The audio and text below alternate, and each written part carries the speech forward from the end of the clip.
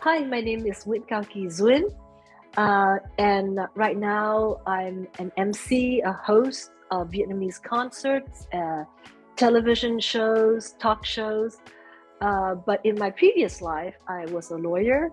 I am a mother still. I'm a business person and entrepreneur. So I'm like what you say, jack of all trades, but master of none. Oh, except for maybe master ceremony. Okay, that one, I think I got it down. Welcome to The Vietnamese. I'm your host, Kenneth Nguyen. Being part of a culture of nearly 100 million Vietnamese people in the world today comes with a lot of pain, proud history, and privilege. Join me as I highlight and explore the Vietnamese experience from all over the world. Thank you for that. What does it mean to be Vietnamese to you? I think it means that you still understand the culture. Not necessarily that you have to speak Vietnamese or that you have to live in Vietnam, but if you can understand the culture, things that are relevant to Vietnam or the Vietnamese community, that you're concerned about it, that you have some understanding. And you live in the communities, you have a lot of Vietnamese friends. And I think that's what it means to be Vietnamese, just an awareness that I am Vietnamese. As the sort of the focal point, so many people know of the work that you do at Paris by Night and such a, out front person. Does that experience weigh down on your shoulders in terms of the way that you carry yourself in the real world or your present life? Actually, I think people who've met me off the stage will say, hey, they're surprised. How come in outside in real life, you're just exactly as you are on stage? And I think that maybe that contributes to the way I relate to people, and people feel that they're closer to me, and therefore, I think it definitely contributes to part of my success as being an MC. And that is just being yourself. I started with very low expectation. My MC job was just a side job that I do to put me through law school. I never thought that I'm going to be a professional MC. I never put a lot of, and that's why I never put a lot of pressure on myself. This is a part-time job that I'm going to do until I finish law school. And hey, everybody knows that I don't speak Vietnamese very well, because when I first started out, I actually don't read and write in Vietnamese. And my mom used to write my script for me, and it'll be like 30 pages long. And I have to memorize every word because I didn't have enough vocabulary to go off on my own to say whatever I want to say. So therefore, coming from that mindset that, hey, of course, I came to America when I was 10. And, I've been, through law school. Like most of my friends are white, and I don't speak a lot of Vietnamese, so I don't put a lot of pressure on myself. The job started out as a part-time job, fun, it pays your school while you're going through college, and hey, you're not Vietnamese, so if you make a mistake on stage, who cares? Because at that time, most of my co-MCs are older gentlemen, anh Nam Lộc, anh Ngạc, who are so well versed in Vietnamese that I put on their shoulder, hey, those guys are supposed to be good, okay? I'm not. So if I mess up, it's okay. So that gives us real life on stage, the same thing. That gives all the young people, all the generations after you, a lot of hope, because a lot of us don't speak Vietnamese well, and we, a lot of us are born here, and our language skills sometimes are really bad, and we want to learn and understand Vietnamese more, and sometimes it's hopeless. So to hear you say that, it's really I didn't read, I didn't write. My mom taught me at home. And it's just another note. I think, as with anything that you approach in life, if you approach it in a playful way, that you're not so stressed out, that the journey is actually better than the destination, you'll have fun along the way, and give yourself room to make mistake and be okay about it. And I think that somehow comes across, because I've seen other MC on stage, and when they, read something wrong, they're like, they're so tense up, and as an audience, you feel like you tense along with them, But for me, if I inadvertently say something wrong, I'm like, I'm so sorry. Can we do it again and pretend that you haven't heard this and give me a clap, okay? And then therefore, they feel, hey, she's just like us, and they would laugh for me when I asked for it. Yeah. So when you were growing up, did you have a sense of who your mom and dad was? Oh, yes, of course. In Vietnam, we lived on the air base Tân Sơn Nhất, but I always remember my brothers would go to school in helicopters because they're in boarding school. So every week, a helicopter would come take them. But I think they were in Đà Lạt. I'm not sure. For myself, I would go to school always with a nanny and a bodyguard. In class, of course, they don't come in class with me, but they would stand outside. I hardly ever get to go out of the house to play. Like, we have a movie theater at home, so we would show movies at home, and it would be a treat for me to go to a regular movie theater to see. And in our house, we've always had maids and butler, like maybe 20 people, and guards, and 3 head chefs. So yes, I have an idea that I come from a different household. So the reverse is another question that I might ask is, were you aware that there was, people on the outside of your lifestyle and your family's lifestyle that were living differently? Yes, I was, because surrounding my house for the airbase are all the quarters of all the either the soldiers or the people that are the Air Force people or the guards, So because I don't get to go outside and play, I always hang around with the sons and daughters of all the soldiers that live right outside my house. So we would love to go to their house, and we play things like, jump rope, nhảy dây, or bóng chuyền, I don't know English, the ball and the chopstick. So we play all hopscotch, all the kids game, but all my best friends are actually sons of the helps, the maids, the butler, the soldiers, the guards. So I actually have very few friends that are of any, the generals or the high society. That my best friends are, and I would love to go to their house and eat. And all my brothers and sisters are the same. My mom would have such a hard time. Here we are at our house with, 2 or 3 head chefs. One would be for French dinner, one would be for Chinese. And my brothers would go over to play with his friends who are sons of like a soldier, and wouldn't come home for dinner. So my mom had to bring them back and say, okay, tell me, what food are they serving that you want to eat? I'll make them. And they'll come up with things like canh bí, and just very people's food, Right. And not only canh bí have to be cooked right, but it has to be sliced right. Like my mom is like, no, they cut it sideways. We want it exact, So canh bí, and sometimes they would want things like mắm kho quẹt, which is just nước mắm, So yeah, so we all grew up with our best friends like that. And we love it. So yeah. And when you came to the United States, you were about 10 years old. And how were things different in terms of the way you saw the world? The one thing that I think that I was so lucky, and luckier than my older brothers and sister, is that I've never experienced, quote unquote, the high life. You know what I mean? Yes. As a 8 or 9 years, like I said, you're playing hopscotch, you're running around the house.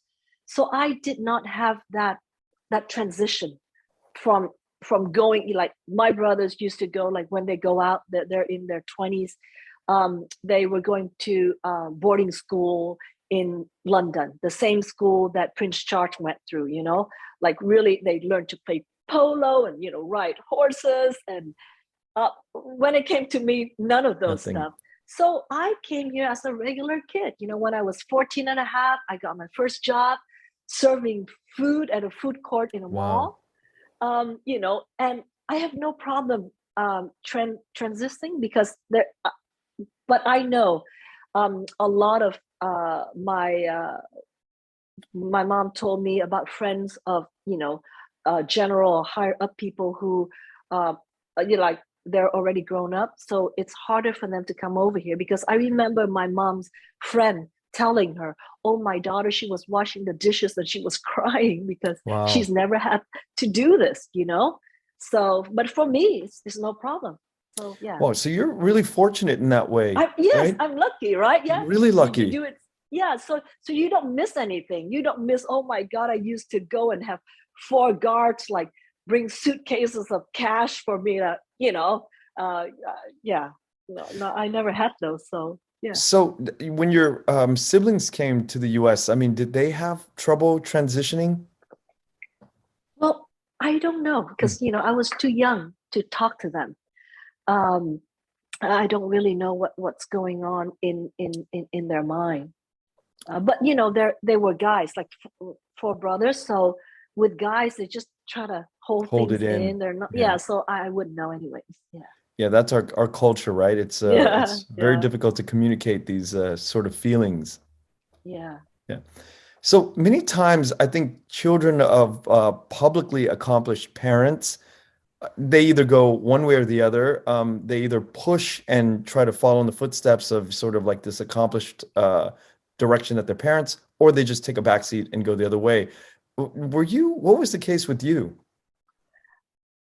I was a very rebellious kid. I'm one of those, like, if you say no, I'll try it, right? So as you can see, I don't like anything having to do with politics. My parents were doing it, but for all that they've done, I don't think it was worth it. As proud as I am of them, after a while, especially for my mom, I felt that they live in a gilded cage. You know what I mean? Yes. So like my mom, she likes simple things like singing, going dancing, but she could never do that. Right. Because it's like, oh, you're Madame Gay. You cannot do this, you cannot do that. So I think in a way, I did rebel, meaning going into entertainment was rebellious. When I first started out and I was singing and dancing with Win Hung and wearing all those like really, sexy skirt, lower back and stuff, that was not considered good in my family, especially both my dad and my mom family are from the North. And they're really strict, my dad is from Sơn Tây, my mom is from Bắc Ninh, and the culture, it's like, you don't do entertainment. That is like, nah. Of course I rebelled. I did entertainment. I rebelled by not marrying someone that my mom would think that I should marry. We're not going to go into that, but yeah. So and so here I am, But ironically, sort of the years of progressing, the decades of the work that you do, you are kind of in the gilded cage, if you think about it, right? Because you represent this the very đứng đắn form of the Vietnamese culture. Well, gilded cages, I don't know if the audience put me there, but I don't feel that I'm there, meaning I still do everything that I want. As long as I only have 2 rules that I go by, as long as it's not something that I cannot sleep with, like of my own, what I think is right. And as long as I'm not hurting anyone and I'm living by a certain moral code that I think we all innately have. If I've satisfied those 2 things, I really don't, I wouldn't say I don't care, but I don't mind so much what the public thinks about me. So for example, if I'm not happy in my marriage, I get a divorce. I can say, well, I have been divorced twice.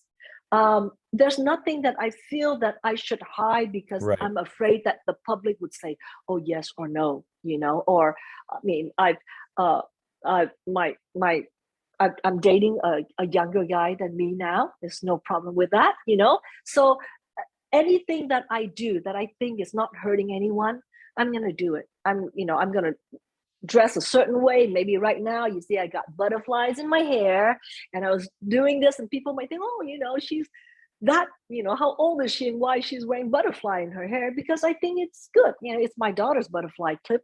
It's not being young or whatever. And if people say, oh, she's trying too hard to be young, I'm like, So if Nothing it's wrong not with that. hurting you, Yeah. you know, and it makes me happy, then in that sense, I don't think I live for the public. And I never go online to read anything about myself. No, any YouTube, even when my friends sending me something, I don't Google my name, except when I'm trying to look for something that, you Right. know, that I did, but not to read things about what people say about me. Yeah. I think the bigger you become, there's just so much room for people to write negative things. But, you know, here's the thing. It's not whether you're bigger or more famous, but I think this would work for everyone. Is when people say something bad about you, just know it's their opinion. Right. It doesn't mean that you're bad. So, for example, I'm sitting here looking at you. I said, Ken, I love your blonde hair. Or Ken, why did you dye your hair blonde? You know that your hair is not blonde. So you just laugh. Why would you let that affect you? It's just my opinion. It's a wrong opinion. So it's the same thing. Whether I say, hey, Ken, I don't like your blonde hair, or hey, Ken, you know, I don't like your work, or I don't like the way you talk, or and even when they go further, hey, Ken, you're a cheater. Like, how do they know what's inside of you? So the idea is you have to know what you Yes. have inside. You have to know that, hey, I don't have blonde hair, you know? Hey, my name is Duyen. It's not Lan. So if you call me Lan, you can call me all day. I know I'm not Lan. So what's the difference between that and, hey, Duyen, you know, you xạo well, you lie all the time. As long as I know I didn't lie, who cares what you think? So, yeah. But the rough part is if you kind of doubt your work or you doubt your own integrity and somebody calls you out, that is painful to deal with. And they say that when people get really pissed and they lose control and they scream and yell, that's because there is something, a hint of truth that they feel that they have to defend. Whereas if someone throws you a negative thing and you know that's for sure it's not true, then your attitude is, you know, yeah. But I think that's the hard part. Like for me, you know, if they're calling me out on my Vietnamese, you know, sometimes it's a little bit cringy because, you know, that's the truth. But at the same time, if you know yourself and if you can accept that about yourself, then you can improve it, or you can just accept it and move on. You know, your example of Vietnamese, I think that anything that they call you out on the outside, you know what I mean, can be improved. Whether, okay, Duyen, you can be a better MC, you can be a better driver. Yes, it's a thing on the inside that they don't know, you know, like whether you have integrity, you know, whether you have certain moral, what's the word I'm trying to, turpitude. This one happens when you speak Vietnamese and English. To be Vietnamese also to me means to be half thịt ba rọi, right? half fatty and half, you know, sometimes I just blank out. I can't think. Moral turpitude. There's the word. Sometimes I can't think of the word I'm trying to say in English. Yeah.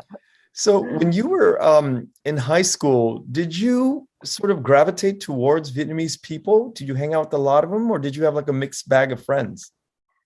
I went to Marina High School, and it's in Huntington Beach, and a lot of rich kids go there. I mean, kids would go there, you mean 20 years ago, in Lacoste shirts, you know, on the tennis team dress. Yes. I was never part of that clique group. I always had Vietnamese friends, and not only Vietnamese friends, the nerdy Vietnamese friend, not the ones that are, you know, in student, VHS student, Vietnamese student something, or the ones that have all these activities.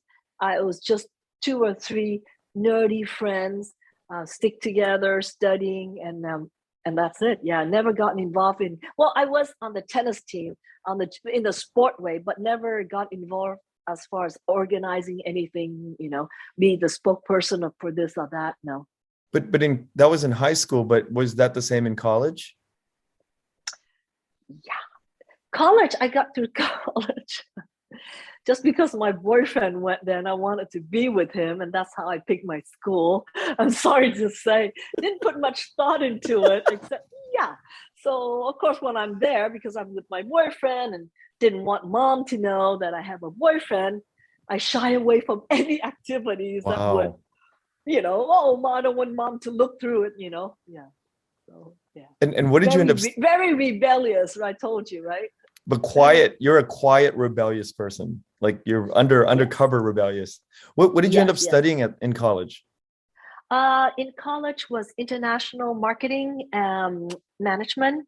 And then in law school, it's law with emphasis on taxation. These things have nothing to do with entertainment. Yes, no. Well, except I can write out my own contract. When people contract me to do something, I can write it out. Yeah, and that's a big deal. But I mean, I can argue, I say that jokingly, but at the same time, I mean, if we really think about it, the training from, going through the LSAT, you went through the LSAT, right, at the time? Going through the LSAT, the critical thinking, the back and forth and the debates inside of a classroom, all of these things probably sharpened your wit when you are on stage dealing with somebody like Nguyen, right? I think so. No, I think it sharpened my logical thinking. And I was able, as an MC, to distill a bunch of information down to something very easy to understand. Like when I go MC an event, let's say for a company, they would give me like 2 pages about their company, their missions, and what they want to do. And those are kind of things that when you step out, you have to introduce about the company. And rather than, just reading off the script. And that's what happens to a lot of MC in Vietnam right now. They get to the event like about half an hour early because they're professional. They're giving a script. And of course, they're reading from the script. So with me, I would meet up with the organizer like a week ahead. Oh, wow. I would sit down and I would listen to them. I don't want the script that you've written to me. Why don't you talk to me? What is your company about? Well, what do you hope to do for the next 5 or 6 years? What is your mission? Is it to make money, And when I talk to them, it's like, okay, now I have a friend. Now when I go on stage with what they've given me, I can distill it out, put it in very simple term, and just retelling the audience as if I'm making an introduction of something I'm so familiar with, like, hey, this is Ken. He has his podcast before he was so. And it's more organic. And that logical training, thinking from law school, like cut through everything and get to the issue. What is the issue? I think that helps me a lot. So let's take it back to the origin story. I can't imagine your mother, your father at the time, finishing up law school and saying, I want to go out and get into the entertainment business. I mean, is this something that even mattered to them? Or did you kind of like, once you graduated, you're done? Okay. So my mom had this one thing that she always requests of me. And she always say that, I only have you. Well, I have brothers and sisters, but biologically, my mom only had me. So from the second marriage, but she raised all of us together in one household since my sister was only like 2 years old. So we grew up. There was no distinction between which mom and which mom. But anyway, sometimes my mom would tell me, well, I only have you. And the only thing I ever ask of you in terms of, nếu mà gọi là trả hiếu, like, so for you to be a lawyer. And why? She says, because we're in America and America is the land of law and you're a girl. So physically, you're not going to be able to defend yourself if someone to attack you. But if you know the law, then you can defend yourself. Because she said, in America, the worst thing you can say to someone is, I'll sue you. So she wanted to make sure that I can defend myself. So I didn't want to go, I didn't know what I wanted to do, but so I used that as a bargaining chip to her. I said, okay, like you said, my mom always wanted to put me in that gilded cage also, wanted me to hang out with certain groups of friends, to marry the type of man that she thinks, to go to the school that she thinks. So I said, okay, everything you've taught me, you keep pushing me. If I become a lawyer, now I'm free, right? Now I can hang out with whoever I want. I can marry whoever I want.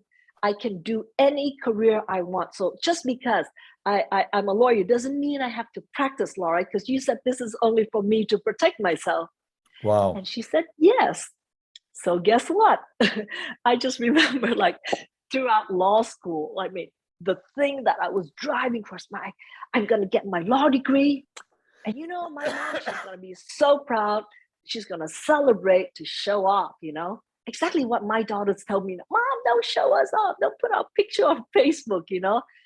So I said, you know, the pleasure is I'm going to take out my certificate and tear it so many years, just so I can say I'm a lawyer. Just because I'm your daughter, then I have to be a lawyer. It's Vietnamese, right? Doctor, lawyers, or engineer. That's it. And this is just, you know, so I was just, you know, I did it for the rage and so that I have a chance to rebel. Fast forward, now my mom has passed away. 40 years later, I'm like, Mom, you're so right. Oh, You're wow. so right.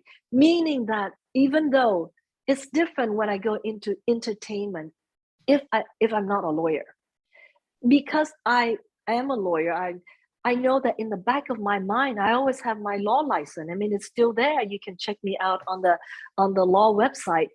It's just inactive because I haven't practiced. So if I want to practice, I pay insurance, I take continuing education, boom, I can practice again. So that knowledge gives me the confidence to say, hey, you know, I'll try entertainment. If it never worked out, I have this. And also I think in the Vietnamese audience, the way they look at me, because Vietnamese people, we really respect you know, scholars, right? Even more than we respect rich people. Right. You know, Vietnamese, we have two terms. We can go cái thằng chắc phú, like the nouveau rich, right? Gọi là cái thằng. But you can say, ví dụ như là your teacher, it's always ông giáo, thầy giáo. And I've met people who have reunion with anh Nhạc, right? The teachers that are like 20, 40 years ago, and the students are now so successful, so much richer, whatever. But when they see anh Nhạc, they always say, thầy Nhạc.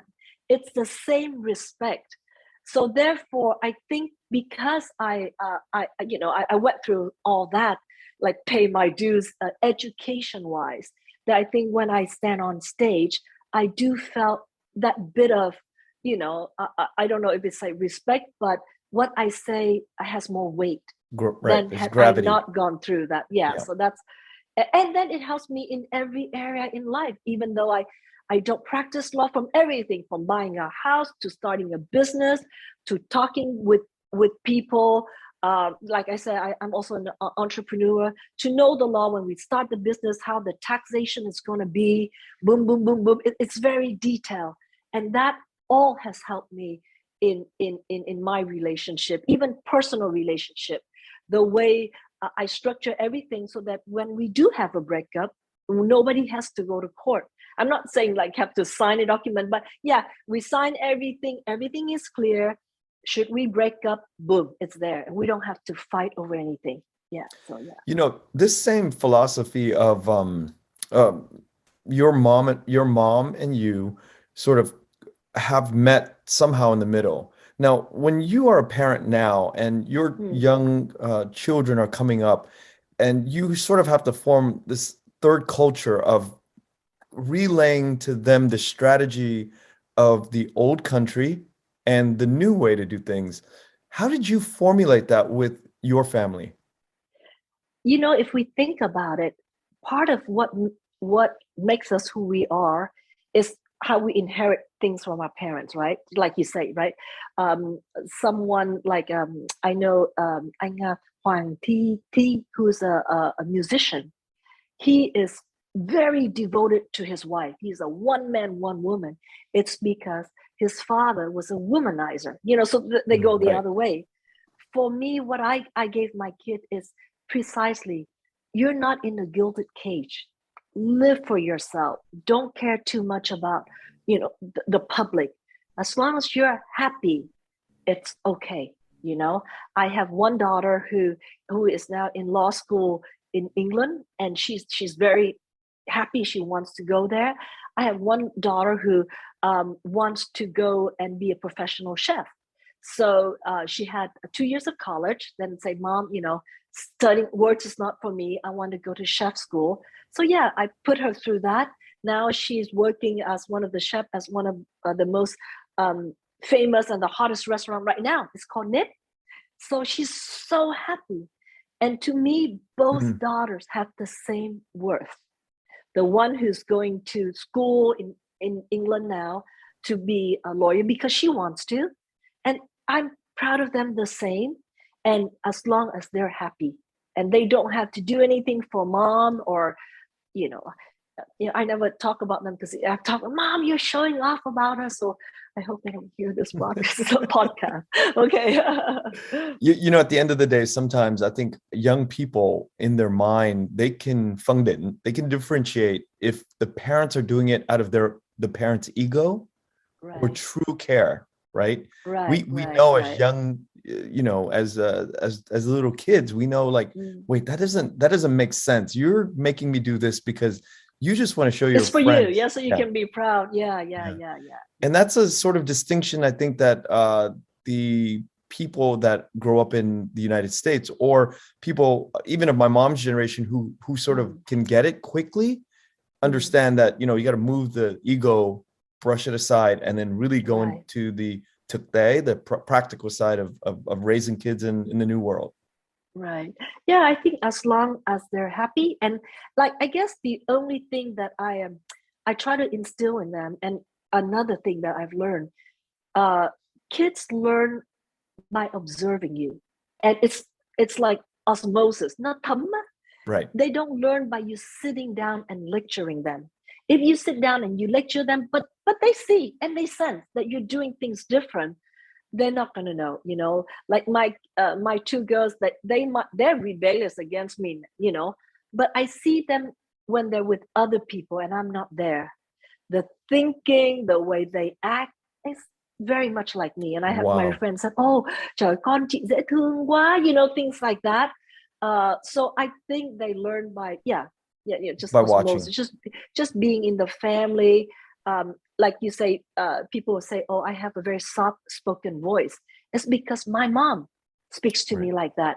She has never yelled at me, despite, even when we're in conflict, when I was in my early 20s, we were in conflict and she says, why don't you move out of the house?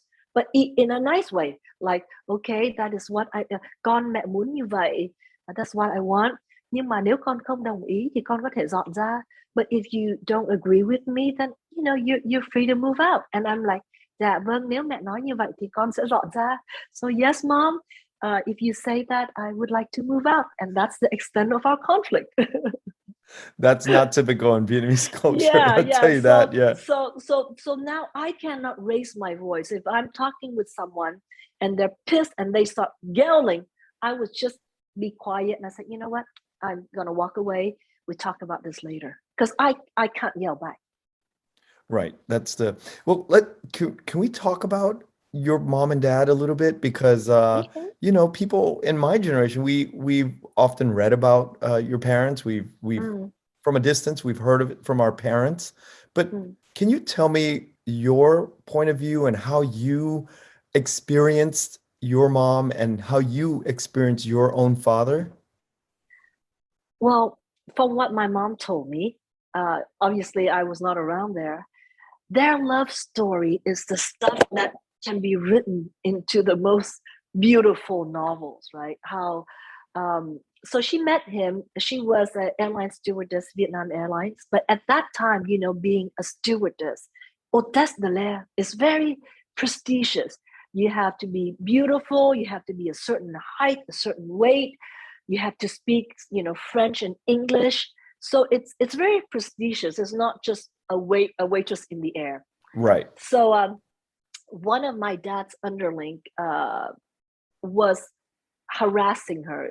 He was really smitten by her. But the way he approached her, he kept, all the time to a point where it becomes an harassment. So on one flight, my mom met my dad. He was traveling on a civilian airplane at that time. And so she just walked straight up to him and says, General, can I have a word with you? Wow. Your underling so and so has just been bothering me.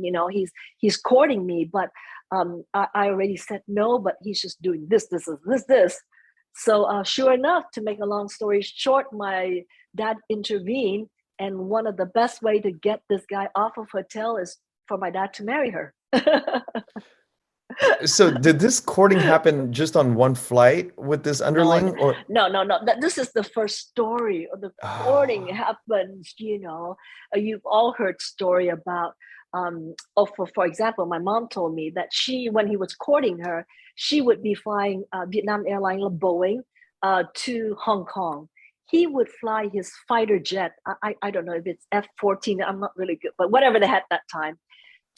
Fly his fighter jet, escorting her. And he would fly so close to the real plane that the tips of the wing are only like this much apart, which is very dangerous because, now that I know, right, any turbulence or anything, boom, to the point that her pilot would say, "Mai, please come up here and wave him. So send him home." off. Wow. It's very dangerous. My mom, so she comes and she waves and he waves back, and then he would do the flip on the plane, flip, boom, and then he would go home. Now that was a story we all knew, but it wasn't until just I think a couple of years ago that I was talking to his co-pilot, who was in that. He said this, "You did not know this. Everybody know that, that saga, but you did not know that when your mom's plane took off, your dad run out to the tarmac. The plane that he usually flew is not there. Whatever, there was the brand new plane that the American just came, a brand new plane. No one's ever tried it out. He said, this is the only, let's get on that." And while he was flying, I was opening the manual book, sitting on the side, opening the manual book saying, and he did all that. But on the landing, it was boom, boom, boom, boom, boom. And just like that, he's going to go after, fly this jet for the first time. And I was hurrying up to sit, not side by side, but, one in the front and one in the back. They had like this way. And he was going through the manual and telling my dad what to do. So that was that story. So that was just one saga. The rest is just incredible. Yeah. How did your mom get the sort of the training, the pedigree to speak the languages or to carry herself the way she did? I think, first of all, that is a natural thing she has. And also because I've got to give it to her. She's constantly learning and striving to make herself better. My grandma was a widow. My grandma grew up not like at her time. She's not even sent to school. Okay, không có được đi học, So she used to wash the giặt chiếu. I don't know what the chiếu in tiếng Mỹ is. The mat. The mat by the river, and she was so poor that at times she just wanted to jump down the river and commit suicide. That's my grandma. So my grandpa was assassinated during the French Revolution, or the Vietnamese-French War or something. I don't know much, I don't know Vietnamese history because I never studied it. But then my grandma was a widow. So she and another grandma, because my grandpa has two wives, but during that time they lived together like sister, big sister and older sister. And as a matter of fact, the second wife, my grandma is the one who married her for my dad, because my grandma has a best friend. Both of them are in the war against the French. Both of them got assassinated. The wife of the best friend got assassinated first. So my grandpa came down to see her, and my grandma said, now that she's alone, well, gotta marry her back, right? So they marry her. And so after my grandfather died, the two ladies were only in their 30s, like early 30s. They lived together, raised 4 children, and through their life until they died. So, they're poor, they don't speak the language, but my grandma had this thing, because at the time, my grandma was buying salt, bún muối, salt, right? And whenever she goes over these check posts, because the other cart, they have people who can speak French or something like that, they were able to go over. But my grandma cannot speak French.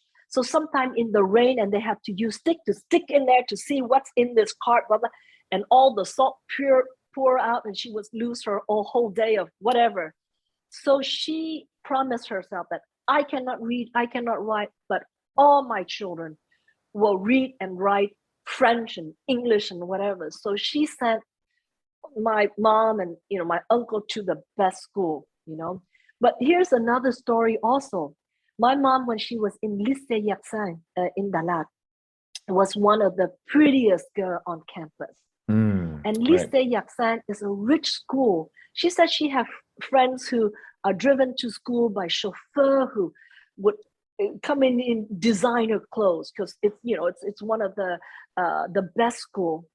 My grandma sent mommy to a French school with a French name Isabelle, but insists the whole school year she only has 2 outside. Poor, 2 outside, 2 pants. Not every day. Well, all the other kids were like in designer clothes. And my mom said that her house was so poor that one time she was driving her bicycle up this hill. And every day is like, bicycle to school, like so many kilometers, And her outside got caught in the wheel. Wow. And she fell and the outside got torn and she was scratched all from body to here. She remember, driving, home and crying and coming into the house. And guess what? Grandma slapped her one more because how dare you rip the outside? Wow. You only have 2.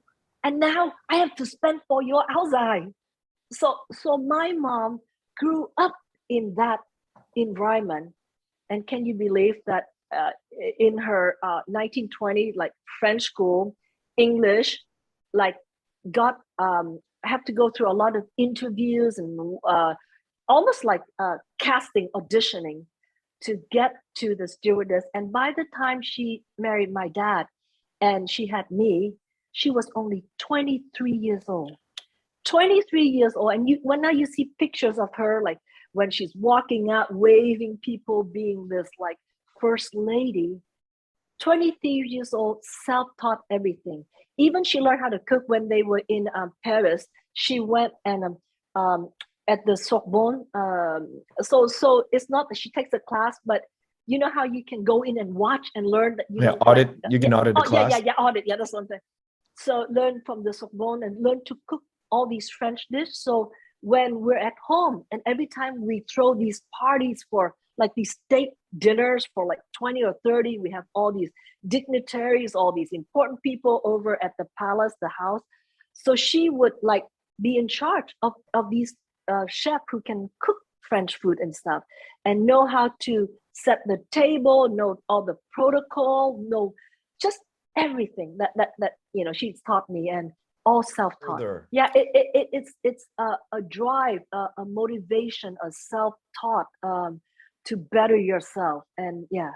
Okay, so I bring this up a lot, and this is sort of a topic, a theme that I talk about a lot, because I feel like you and I, our generation, now we talk about your mother's generation, my mother's generation, much older, the struggles have transformed the way that they taught us. And we have inherited this beautiful story of struggle, the stories of struggle, and we are transformed and hardened, and beautiful things have come out of the struggle. Now, our children probably won't have that advantage almost. But, is it something that is worthy of accepting not the struggle or not having the struggle? Is it something that we're okay with? I mean, if you had a choice, would you rather them have the struggles that we as the older generation have gone through, or would you just rather have them have a normal good life? I think as every parent, right, we want our kids to have a normal good life. But here's the thing, they will struggle. I think every generation has a different type of struggling. Maybe they might not struggle the things that we struggle, but something else, right? My parents, I don't remember the things that they go through to bring me here, starting all over in a new place without the language, the money, going through the refugee stage, right? But now we have different struggles that our parents don't have, right? So I'm sure our kids will have. And, like for example, which kid can afford a house now in California? Yeah, that's a out of big struggle. college, right?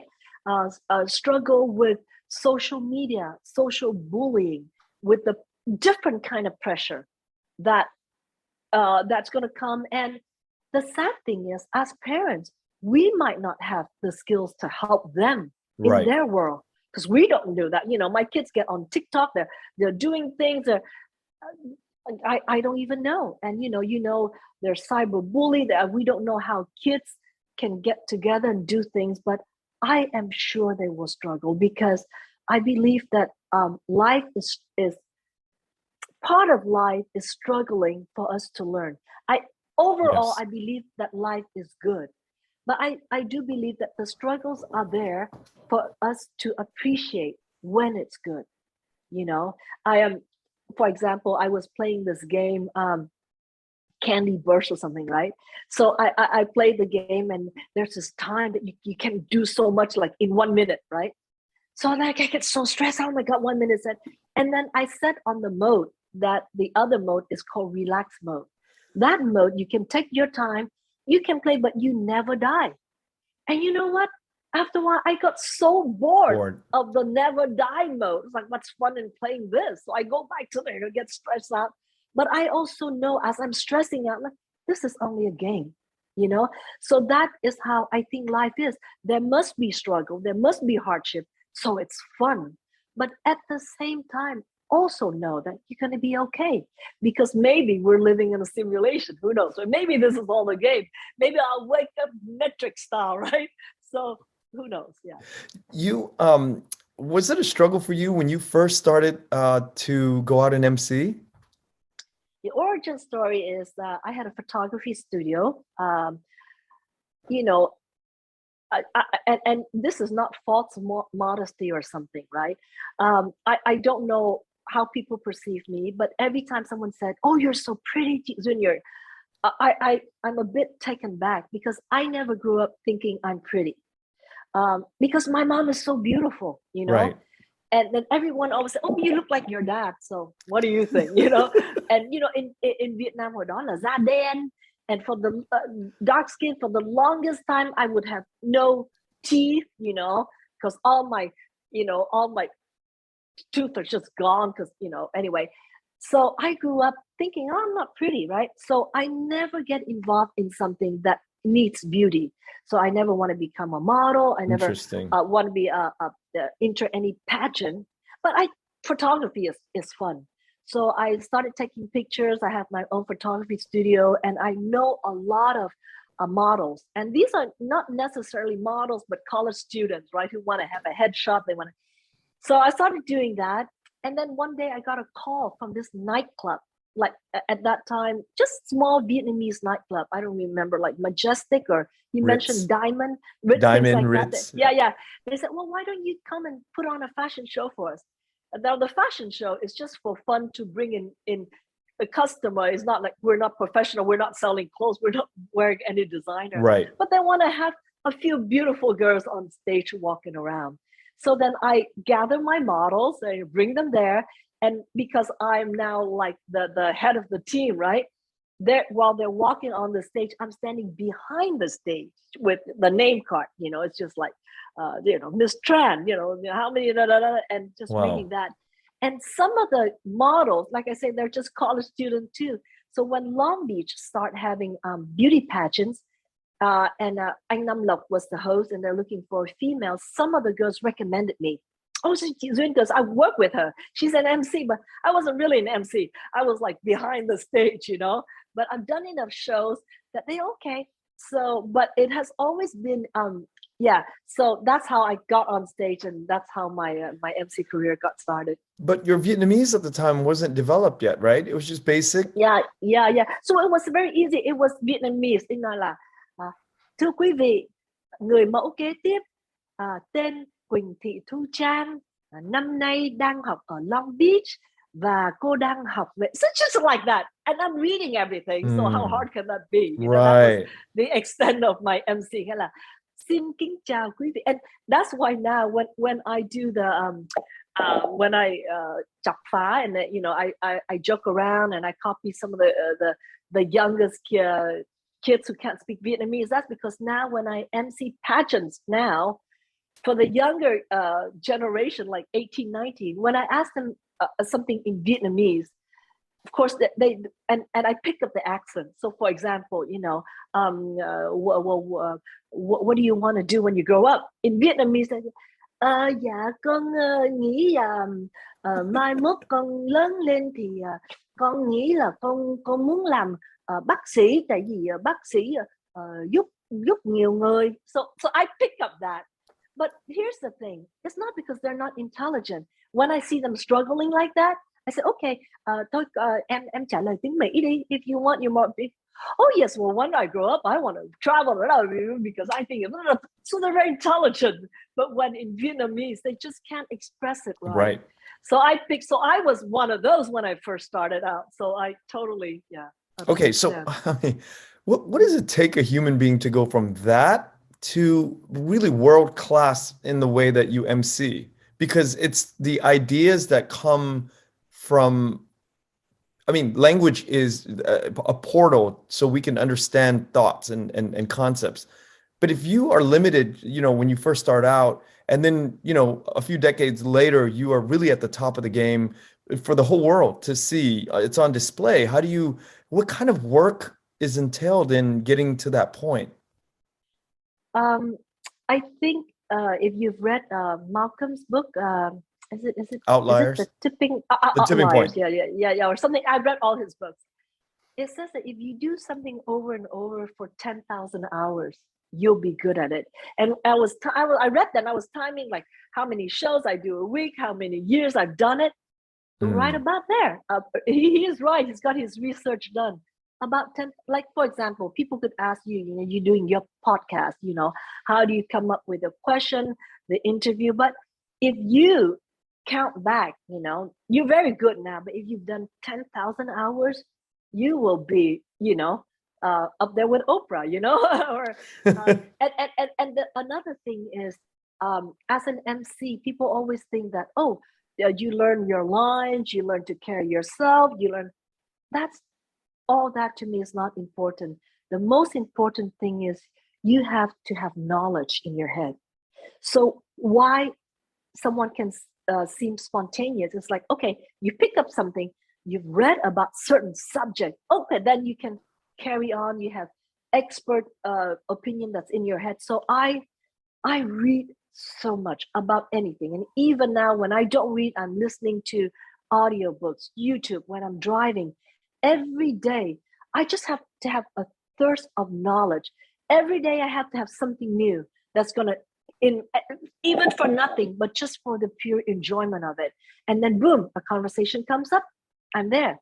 For example, you asked me, what have I been listening to this morning? Actually about quantum physics and the double slit experience and how energy. So it's got nothing to do with, right. But I'm just interested.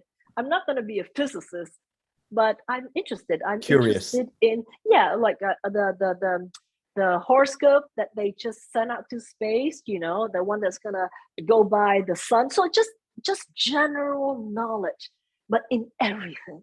So that's really the key. That's the key, is to have this curious mind.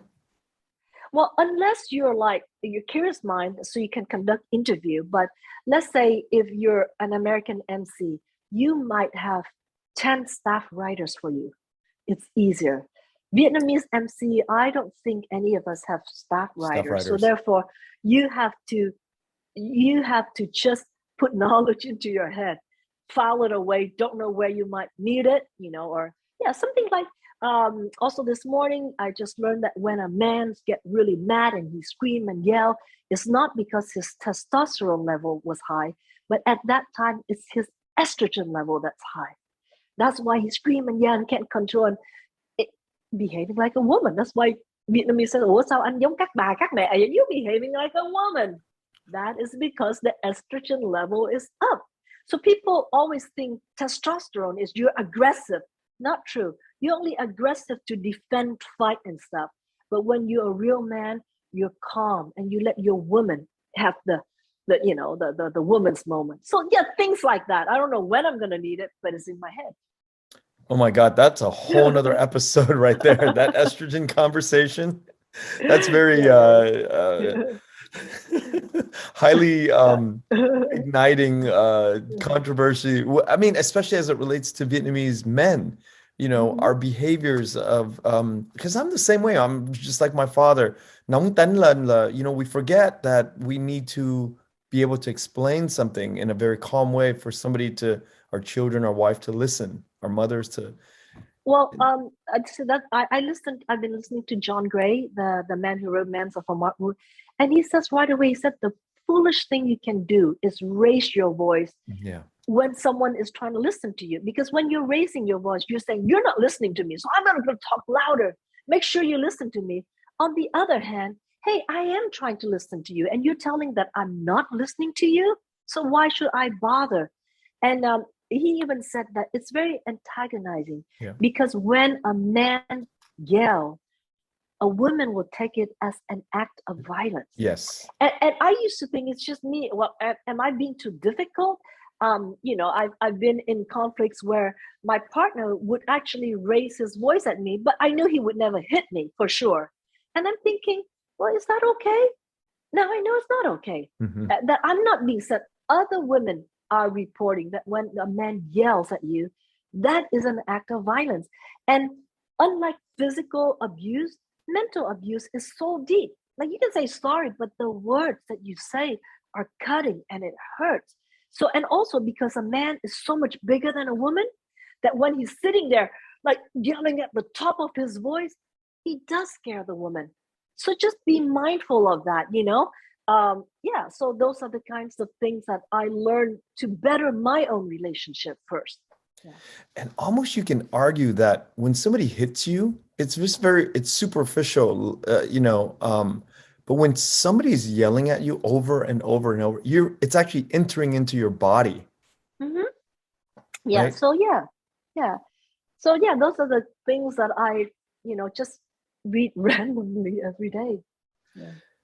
And I think being on a stage and being next to somebody like Nguyen is a muscle building exercise with somebody like that. Yeah, and I'm so lucky because he is a professor or teacher, so he explains everything so clearly, concise, and logically. And I have to say, everything I learned about Vietnamese history, I've learned growing up through Thuy Nga and through Anh Nga, because Thuy Nga would have to pick a certain song. And then Anh Nga would explain to me, why was this song there? What does it mean? And so both of that combined, I think I've learned most of my Vietnamese heritage. And like you say, what it means to be Vietnamese, I've learned from being in Paris by night and through Anh Nga and my mom. I don't know if you can answer this, but I've been following his career and I know that it's coming to an end. How do you replace somebody like that? I think it's hard. But if you don't try to replace, but you try to find someone new, like just a new MC, and that person has to develop whatever that's going to attract the audience on his own.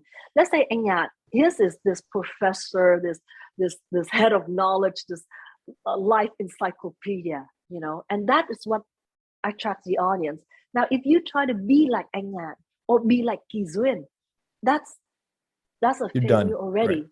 But if you have something on your own, like I see like a Ryan Seacrest, very different from Anh Nga, right? But an outgoing, young, bubbly. Yeah. So I think it's, if you say to replace him, I say never, or to replace anyone. But you can have a different version that is just equally nice, but in a different direction. And can we talk about any potential? Is there somebody that the company has in mind? I don't know. I don't know. As for me, it's not just the potential. Definitely, I have never felt the chemistry with anyone that I've co-MC than with Nguyen. There's also that chemistry, Yeah.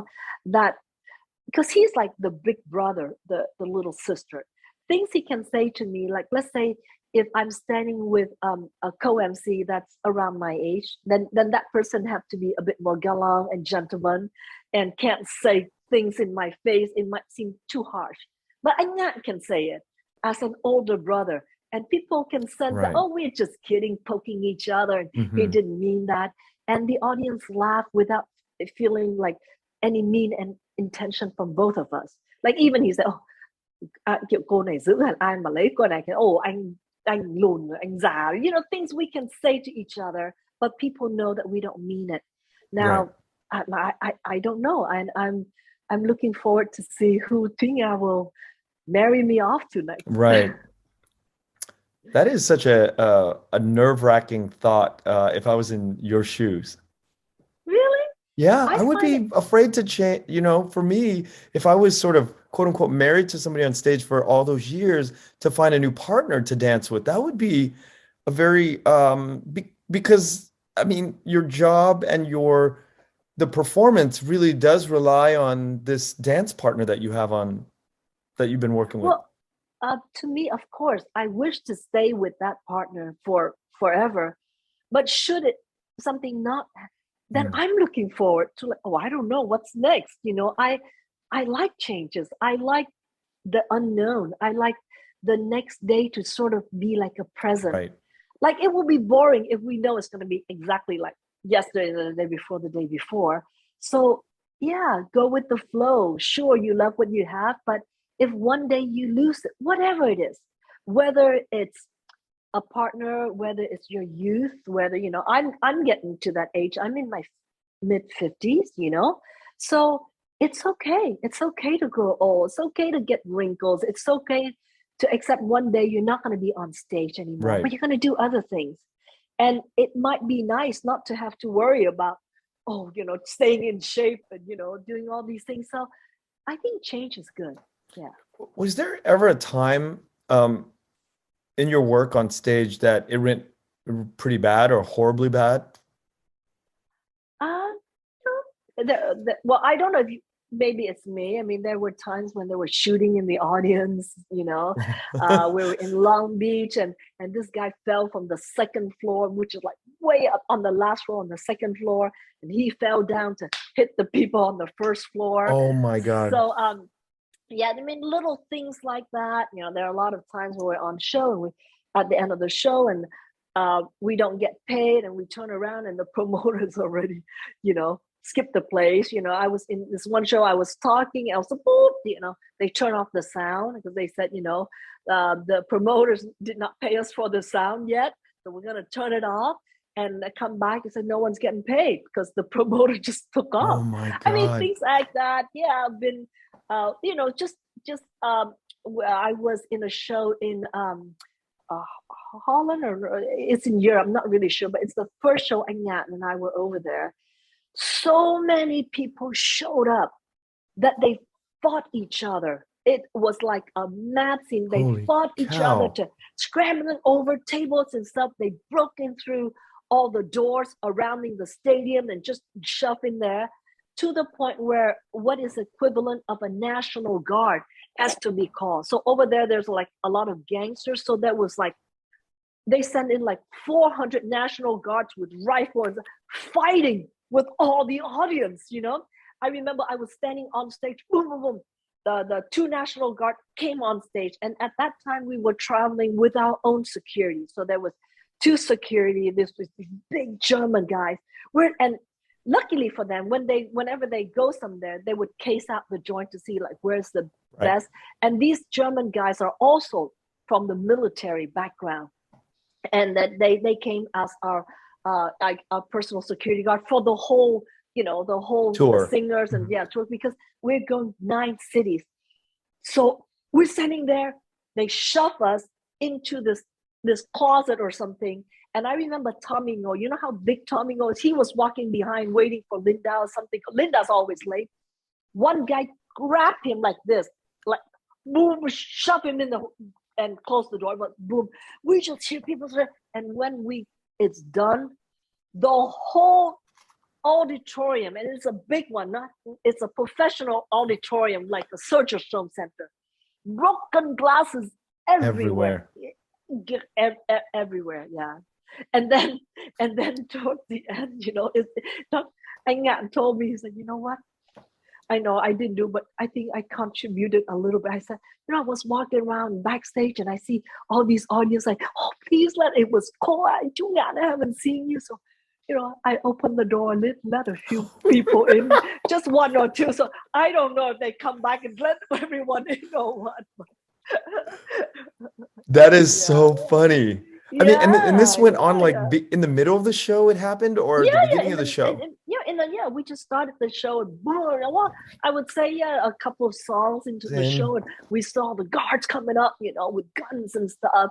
And the promoter shows, the local promoter, because when we go to European tour, we have our main promoter, and he would sell the show to all these little promoters. We only get paid from him, and we only know him.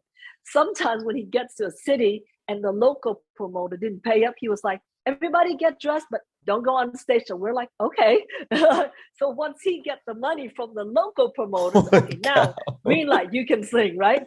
So after we left, the local promoter said he has a Mercedes. They totally smashed his Mercedes like to bits. Yeah, so incredible. See, like all these things, it happens to me. I look back, but I never have anything that like someone cussing at me or something happened between anh Ngạn and I or the people. It's just actually fun memory, but it's not something that I like regret, having. So so you never said anything wrong on stage or I've said no, I mean mistakenly say like names of singers, name of composers loads of time. No, but I'm talking about making a comment that is like supfam or offensive. No. That I've been lucky. I've never. I don't know if other people would take certain comments as being offensive. I don't know, but for myself, I see the role as an MC. This is different. As an MC, I am not up there like a news reporter or a newscaster or someone who's going to give my opinion on something important. As an MC, my job is to always make the person I'm introducing look good. And even in my questioning, like a lot of time, if they can't answer, it's to come in and help them, with their thoughts. So it's never about putting down whoever I'm standing next to, whether it's my singer or an interviewer. I always have to, if anything, bring them up because that's your job. And then have a fun time with the audience. So it's always lighthearted fun. It's never anything serious, it's never anything serious. Yeah. And if it's serious, it's only because the audience take it that way. Yeah. So we know that there are differences between the societies all over the world that Vietnamese communities inhabit. There has to be a difference in Europe versus United States versus Vietnam. Can you tell me about some of the differences in the public and the way they receive the performances or the shows that you have been part of? Oh yeah. Okay. One thing is that the singers in overseas, I feel that they're a lot friendlier towards each other. Like we can work for Thúy Nga, we can work for Asia, Anh Văn Sơn. But aside from work, like let's say Hương Thủy would throw a party at her house, everyone would come, and we're like exactly like the term là giữa nghệ sĩ đó là ai cũng là gia đình hết, like everyone is a family. We're not so there's no competition there, you know what I mean? Right. And we compete, but of course you try to do your best. But let's say as an MC, I hang out with Giang Ngọc or now Ngọc Hân, like chị. So we all, and it's never all because Giang Ngọc and now chị Kỳ Duyên, we're all very friendly. Whereas I noticed that in Vietnam, I'm talking about trong nước because Europe and Australia, it's also like overseas too. You would say not only from the singers, like let's say the top tier singers. Some of them would say, oh, that singer would never go on stage with that singer. And you see it down to that makeup artist. They don't like that makeup artist, And there's a conflict. But here's the thing: it's not their fault. It's the society that they live and work in. When those same singers come to America, oh, they're friendly. They're sitting together, drinking and doing show and having no problem. So why? Because in Vietnam, we have the paparazzi for celebrities. So like the In Touch, like the People magazine here. So to create news and online news. So for example, Diva A is singing on a show with Diva B. The next morning, the headline would say, oh, Diva B totally, outsang Diva A. Or, oh, Diva A has a prettier dress and look at the way Diva B is dressing, blah, blah, blah. So they go on. And let's say on a Facebook, a lot of us, we either do it ourselves or we have managers and stuff who would like repost those articles, right? On our fan page. And then the fan of Diva A would come in, start cussing out this thing that this newspaper wrote about Diva B being better. It's not even Diva B saying that. It's cussing, and then the fan of Diva B comes, and then after a while, Diva A and Diva B, they don't want to talk to each other. And they would do, I've heard like really rude things. So for example, two divas would be on the television show together, right? So Diva A would have her audience sit in a position where everyone can see. So, but when Diva B comes out and the camera's panning, all of Diva A's fans to show their, they allegiance. Would be looking down here and not purposely not looking at Diva B and just show an attitude. And of course, Diva B's fans go, so therefore, why would Diva B want to like have lunch or sit and talk with Diva A? So it's the whole thing that draws people, it pulls people apart, and it pulls that based on always writing articles about differences, about if they would hear, we all gossip, celebrity. I could be sitting here, gossiping or saying something bad, or something about a person. And I admit I've been guilty of doing that. But my conversation might be just to a friend that I heard. Now in Vietnam, somehow that trend or somehow the news would leak out to a newspaper. Oh, I heard, number A, in a private conversation, would say this and this, and then boom, boom, boom, boom, boom, there we go again. Because it's the scandal, it's all these things that gets clicked. And then you don't blame them either, right? If you say, oh, Diva A and Diva B, so sweet to them, they're going out to lunch and nobody wants to read that thing. So they have to think of the headline, have to be something that is provocative, scandalous for people to click on. And they're constantly looking for stories like that. So therefore, the celebrity and the singers just kind of keep to themselves. Here, overseas, we don't have that kind of, we don't have a fan club, and we have a lot of fans and stuff, but not a fan club who would like do everything for you. And we don't have celebrity magazines. So yeah. That was the same problem that got really out of hand in the 90s with East Coast, West Coast rappers. And people killed each other. Yeah, the promoters of these like the Vibe or the Source were two newspaper magazines, and they wrote things that were sort of bending the truth about rappers. And a lot of the rappers came from gang backgrounds. Right, ended up killing each other quite a bit. But it sold it sold magazines, it sold stories, and most importantly, it sold albums. So I think sort of like the same thing that we do on a very visceral, on a guttural level, we have an allegiance to certain, but that's sort of like in Vietnam, there are managers and agents who would purposely create a scandal. Like there was this movie, I think last year, a couple of years ago, they purposely create a scandal, whereas the two lead role would have a romantic interest in each other. Well, I believe that they have partners already or something like that.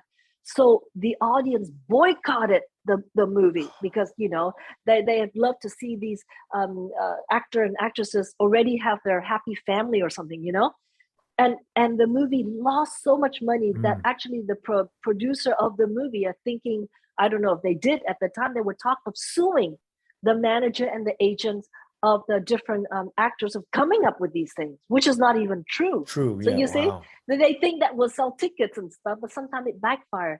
So there's a lot of those things going on, which we don't have here overseas. So yeah, kabu kaju, right? It's Yeah, it's a good and a bad thing. yeah.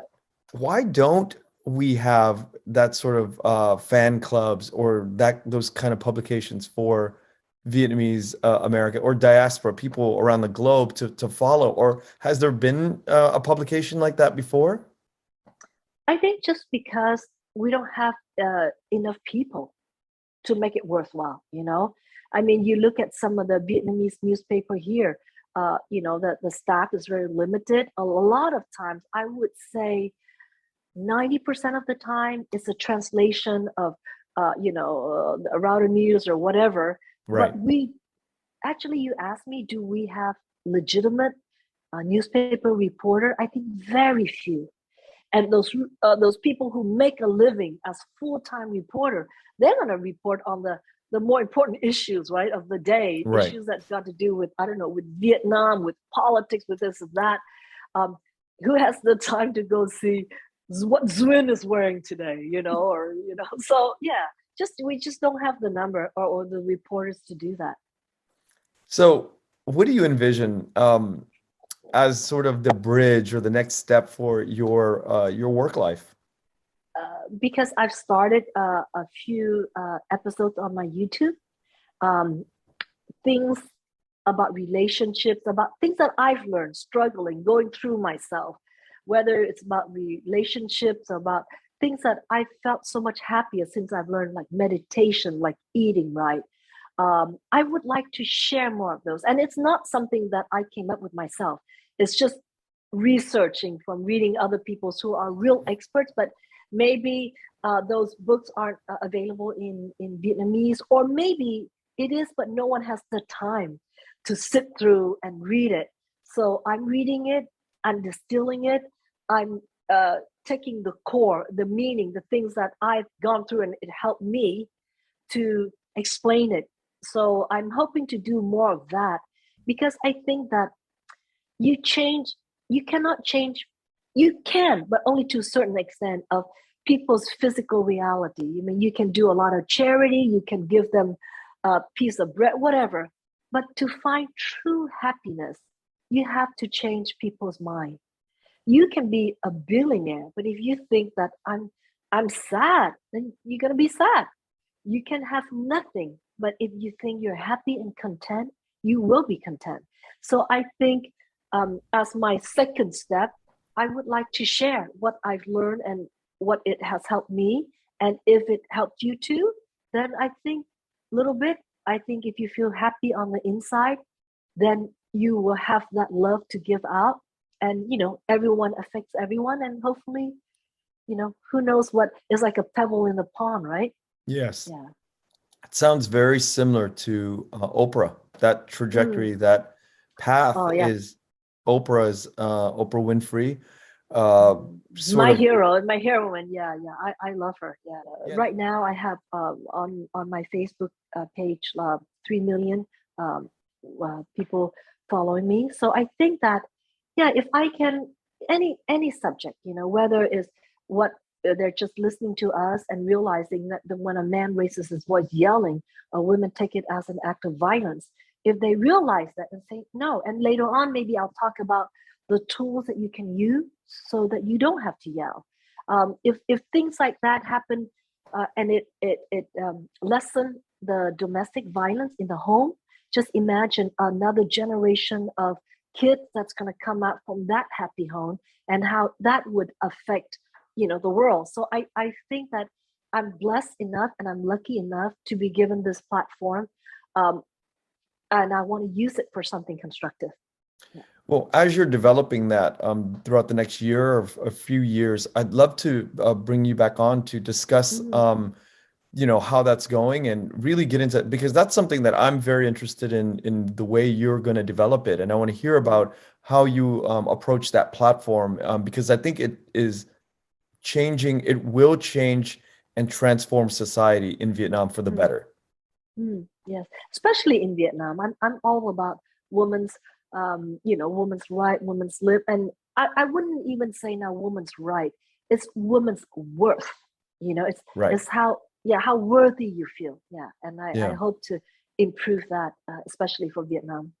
And that's a beautiful way to reframe that narrative. Right. Yeah, the worth. And that's Because when you said women's right, it seems to me like you're demanding something. It's almost antagonistic. Like it's out there. That's mine. It's my right. Yeah. But you don't have to. But you say, hey, you know what? I'm worth it. And because I'm worth it, I love myself enough. I'm not going to put up with that. And then it seems nicer. You're not taking anything from anyone. You're just elevating your status. Yeah, I think. Yeah. These are beautiful topics. I want to thank you so much for today. We are going to move into the Vietnamese segment. So I'm going to say bye right now. Okay. And, thank you so much for coming on. And hopefully we can do this again very soon. All right. I hope my English is okay. I haven't spoken this long in English. It's such a long time. So. You have done amazing. That's now being so modest, but you're amazing. I really enjoyed this and really got to really hear you articulate a lot of your thoughts. And I'm sure that a lot of people my generation has not had a chance to hear you speak this eloquent in English. And I mean, we all know what a master you are in Vietnamese, but I mean, to hear this side I really am honored, and thank you so much. All right. Thank you. Bye. Okay, bye, audience. Bye, Chi. Thank you for listening to The Vietnamese with Kenneth Nguyen. The Vietnamese is produced by Brittany Tran. Special thanks to Jane Nguyen, Catherine Nguyen, Tina Pham, Sydney Jamie, and Christo Trin. Please find us on Instagram, Facebook, and TikTok at The Vietnamese Podcast. You can also find us on YouTube, where you can subscribe, like, and comment. Please rate and give us a review wherever you find our podcasts. Thanks again for listening.